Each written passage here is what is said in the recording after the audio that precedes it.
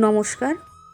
এবারে আসব যে সমস্ত জাতক জাতিকাদের লগ্ন সাপেক্ষে চতুর্থভাবে শনি গ্রহের অবস্থান রয়েছে, সে সমস্ত জাতক জাতিকাদেরকে কোন কোন বিষয়ের ওপর সবচেয়ে বেশি খেয়াল রাখার প্রয়োজন। প্রথম কথা, যে সমস্ত জাতক জাতিকাদের লগ্ন সাপেক্ষে চতুর্থভাবে শনি গ্রহের অবস্থান রয়েছে, সে সমস্ত জাতক জাতিকাদেরকে নিজের পরিবারের প্রতি ভীষণ দায়িত্বশীল হওয়া প্রয়োজন। সেসব জাতক জাতিকাদেরকে নিজের মায়ের প্রতি ভীষণ যত্নশীল হওয়া প্রয়োজন, ভীষণ দায়িত্বশীল হওয়া প্রয়োজন।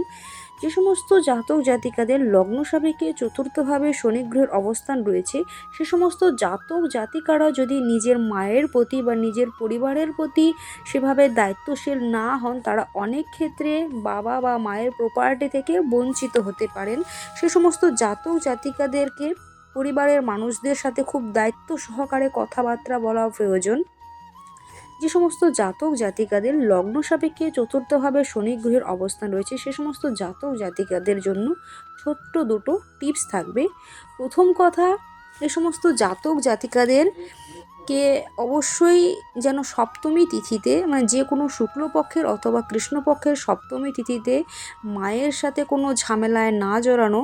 আপনারা শনিবার অথবা মঙ্গলবার কোনো পোষ্যকে খাওয়াতে পারেন।